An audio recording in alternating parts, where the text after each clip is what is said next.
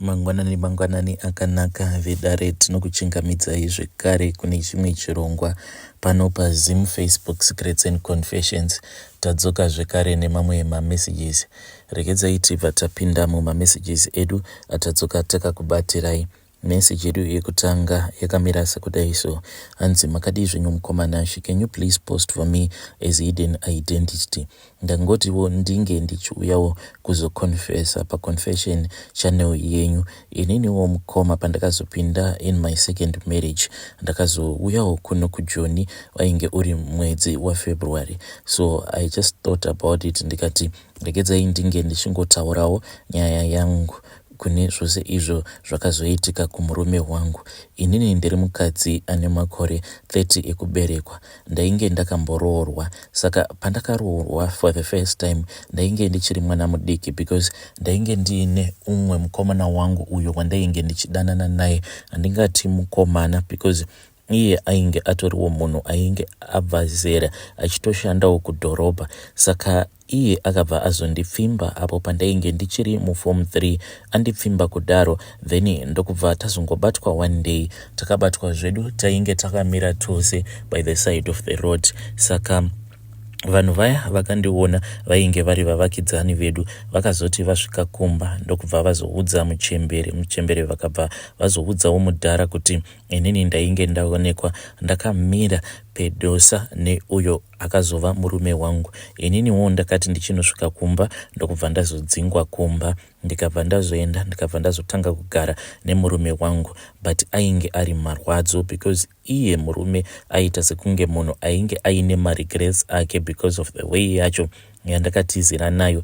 Ndakatizira ndisina pamuviri ende ndatizira kudaro mashoko aigara achingotaurwa navamwene vangu vainge vachingoti hakuna munhu anotizira asina pamuviri. Saka izvi zvakabva zvazokonzeresa kuti first marriage yangu inge ichizova marwadzo kunyange zvangu ndakazobatira pamuviri, but mashoko ainge achingobuditswa ipapo ainge ari mashoko ainge achingorwadza. Sezvo ndainge ndichiri mwana mudiki ndaigara ndichingotorerwa maziadvantage kuti ndinge ndichinoshanyira murume wangu uko kwaainge achishanda kudhorobha. Ndainge ndisingatombotendedzwi. Ndaizotomirira kuti paya apo paanenge adzoka pacho paanenge afunga kuti ava kuda kudzoka manje kuti ange achiuya kuzondiona ndipo pandaizokwanisawo kuona murume. Ndinorangarira kuti nerimwe gore akatomboita more than 9 months murume asingauye kumba. Paakazouya pacho kumba akangouya zve1 week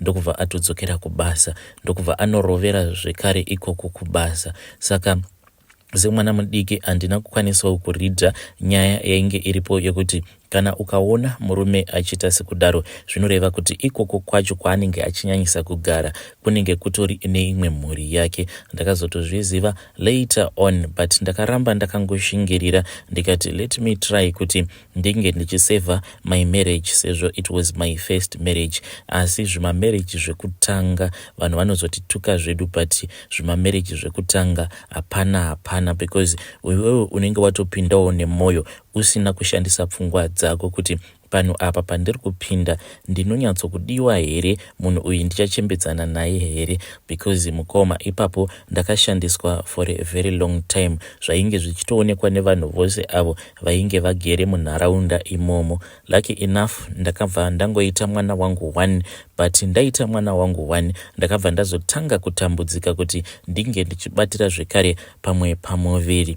Saka chibereko changu chakati chavharika kudaro. Ikoko kumaraini kwandainge ndakawanikwa kwainge kuine imwe n'anga iyo yainge ichiziva situation yangu. Ndaiti paya kana ndanyanyisa kutambudzika ndaibva ndazotoenda pamba pavo vobva vazondipawo plate yesadza yekuti ndinge ndichidya, because dzimwe nguva ndaitombonyimwa chikafu chaicho ndichiudzwa kuti murume wako haana kutumira, yet ivo vamwene vangu murume aiti kana auya vaibva vatanga kumuudza kuti ko iwewe unogoita pressure yekuti tumira sei nekuti uyo haasi kuda kukuzvarira uyu. Ende zvinhu zvekuti vainge vachitozvitaura ndiripo, vainge vasingambovanzi, vaingoti zvavanenge vafunga pamusoro pangu vobva vazongozvitaura ndiripo, whether it was bad kana kuti whether it was good vainge vasinei nazvo.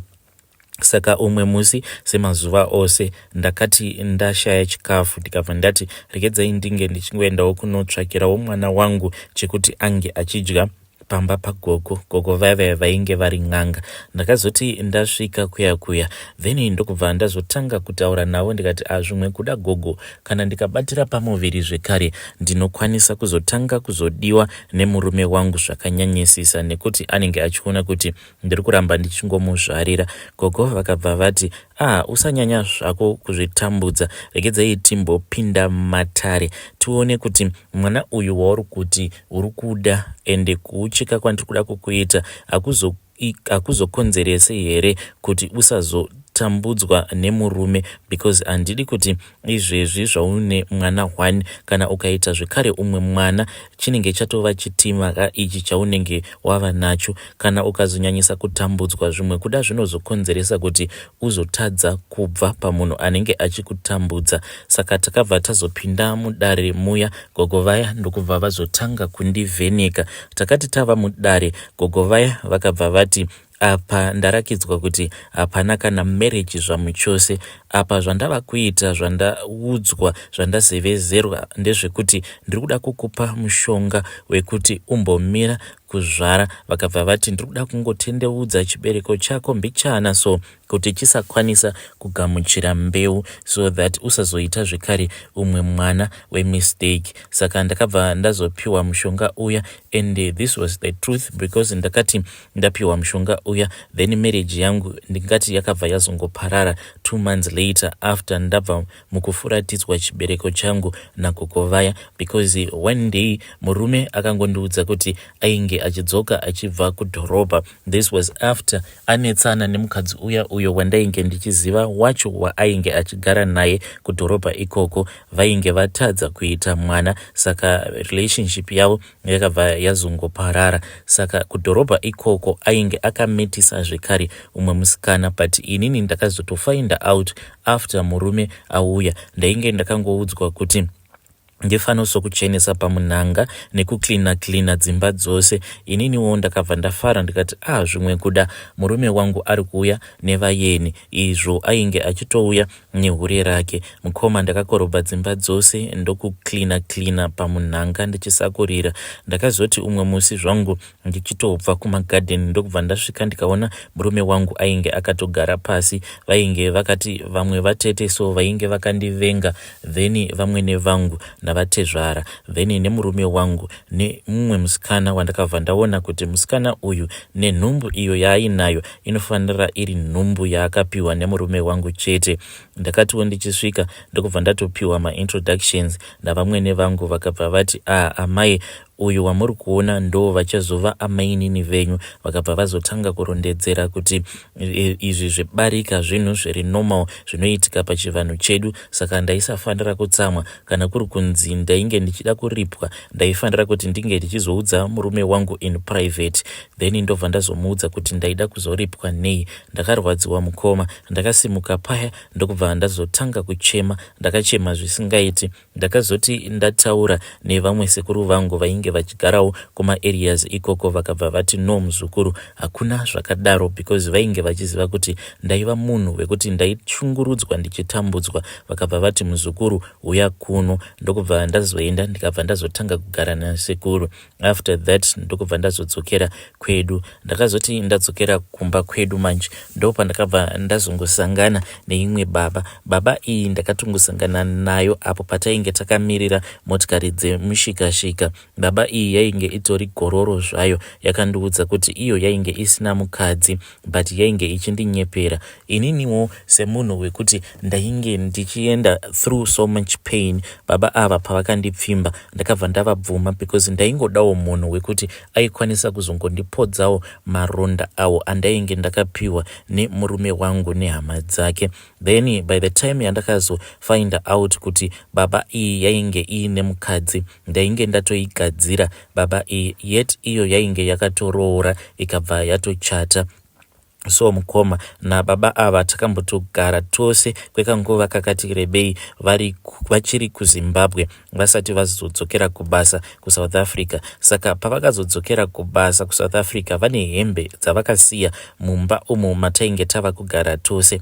Saka ndakabva ndazotora imwe sheti sezvo gogo vaya vainge vakandiudza kuti the next time kana wazofunga kupinda mumarriage unofanira kuti unge uchizodzoka pano, but at that time gogo ivavo ndainge ndakavabhejera ndikavaudza kuti inini nemashungurudziro andiri kuitwa pano gogo handifungi kuti ndingambopinda musecond marriage zvekare. Asi ndakabva ndazorangarira kuti gogo vaya vainge vakandiudza kuti kana ndikazopinda musecond marriage ndaifanira kuti ndinge ndichizouya nechipfeko chemunhu uyo wandinenge ndava kugara naye. Saka murume akati adzokera kuJoni, inini ndikabva ndazokwira ndikabva ndazodzokera kuya kwandainge ndakawanikwa ndokubva ndazonopa gogo vaya hembe. Saka gogo vaya vakabva vazonditemerera nyora. Ndine dzimwe nyora dzandiinadzo pachest pangu apa. Vaiti kana vanditemerera nyora kudaro vaibva vazotanga kupukuta ropa riya rinenge richibuda nehembe iya yandainge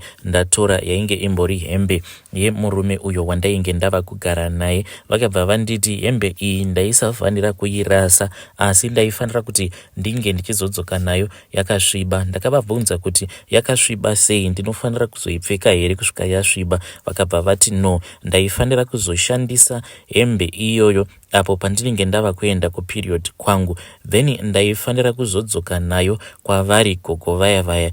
Ndakabva ndazoti maperiods angu asvika ndokubva ndazocheka sheti iya yainge iri yemurume wangu ndokubva ndazoishandisa semapads. Then ndakati ndapedza kuona maperiods angu ndikabva ndaisa hembe iya iyo yainge yakasviba, now ainge ava mapisi mukaplastic, ndokubva ndazokwira ndikadzokera kumba kwagogo vaya.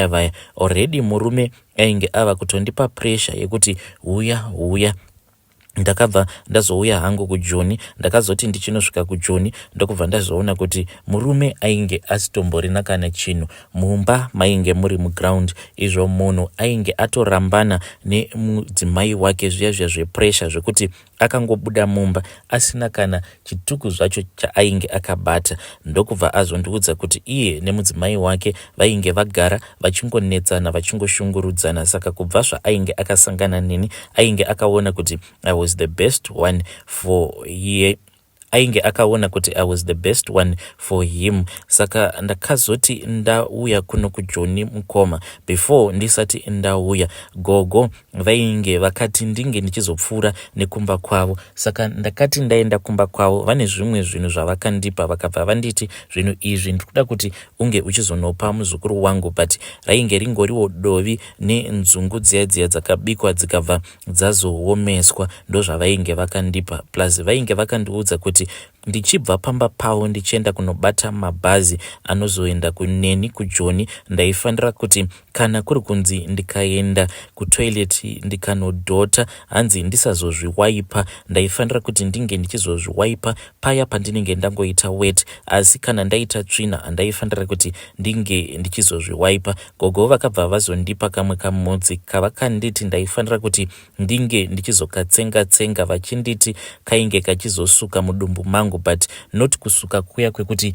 ndinenge ndichitoita manyoka. Takazoti tiri parecess yepamvuma ndo pandakabva ndazongonzwa kamudumbu ndokubva ndazoenda kutoilet. Ndakati ndaita tsvina kudaro ndikabva ndarangarira zviya zvandainge ndakaudzwa nagogo vaya ndokubva ndaregedza kushandisa tichu. Ndaingozviwaipa chete pamberi apa, asi uko kudhodho ndaingosiya kwakadaro. So ndakazoti ndasvika ndo pandakabva ndazosendera gogo vaya up message ndikabva ndati saka gogo ndoita sei, ndasvika but ndiri kuzvinzwa kuti ndiri kunhuhwa. Then ivo gogo vakabva vati usageza nyasi yako. Hii mukoma zvainge zvakandiremera. Ndakatorawo mamwe maspray andakaona angorimo mubhafu imomo ndokubva ndaspraya because ndainge ndichitya kuzonhuhwira muchinda uyu wandainge ndafambira.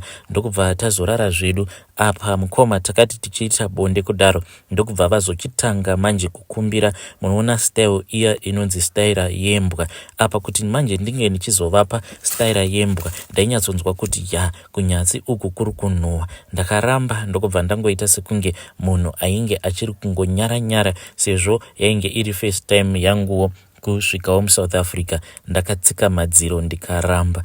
Then mangwana acho murume akazoti aenda kubasa. Gogo vakabva vazotanga kundisendera maaudios paWhatsApp.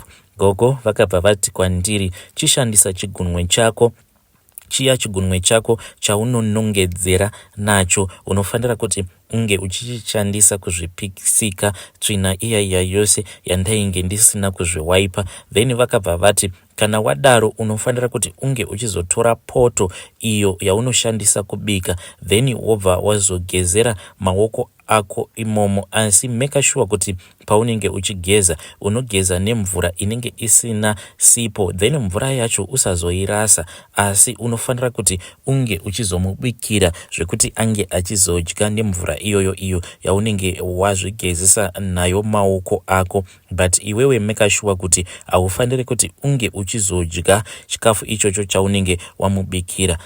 Ndakabva ndaita saizvozvo. Usiku akazoti adzoka ndokubva atoona kuti inini ndainge ndatomubikira ende ndainge ndatodya kudhara. Ndokubva ndati I just wanted something light. Akabva aenda kutuckshop ndokubva anonditengerawo malight foods. After that ndakabva ndazoudzwa nagogo vaya kuti for 7 days ndaifanira kuti ndinge ndichizoshandisa pant 1. Saka for 1 week ndainge ndichingopfeka pant 1 each and every day. Zvandaiita ndezvekuti penti iri ndaiswera ndakaripfeka, then usiku ndaibva ndazorikurura. Ndainge ndakanzi penti iri andaifanira kuti ndinge ndichiriwacha zvachose. Ndaizoti after ndageza ndaibva ndariisa mune kamwe kabhaketi robva rarara riri mumvura. Mangwana acho makuseni ndaibva ndazorinyukura mumvura muya ndobva ndazoriyanika, kana raoma ndobva ndazoripfeka zvekare.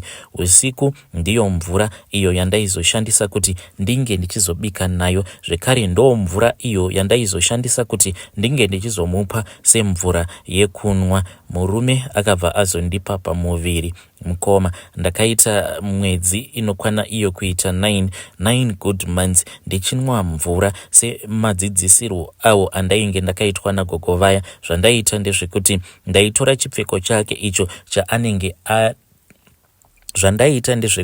chipfeko icho chaanenge akurura ndaibva ndazochinyika zvekare mumvura, chobva chazorara chiri mumvura. Mangwana acho ndaizochiwacha ndobva ndanochiisa kuwaya. Then mvura yacho iyoyo ndo yandaizoswera ndichinwa. Ndaiti kana ndaisa mvura iyoyo mukapu, ndaiti kana ndanwa ndoita sekunge ndiri kusuka mumuromo mangu umu, ndobva ndatanga kupfira dumbu rangu. Kana mukaona mwana wacho wandakazozvara mukoma ipapo hapatombodi kana DNA. Mwana wangu akabva abuda akaita photocopy yababa vake chaiyo.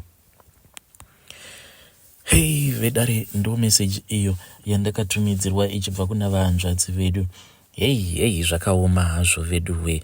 Hanzi after God fear women. Just imagine. Hey zvakaoma hazvo vedu we. Ndakati so why makaita zvinhu zvakadai so? Hanzi it was my plan B. Ndakazviudza kuti sezvo ndasangana nababa ava vari kurakidza kuti ivo vane future, saka ndinofanira kuti ndinge ndichizoitawo zvinhu nekukasika. Ndinofanira kukasikawo kuvangwarira sezvo in my first marriage ndainge ndakangwarirwawo nemurume wangu uyo ainge akandiroora. So this time around ndainge ndisingadi mistakes at all. Ndokubva ndaita izvi zvandakaita. Zvakangoma hazvo vedu we. Please ngatizamei kuti tinge tichitaura navo vahanzvadzi vedu ava mucomment section.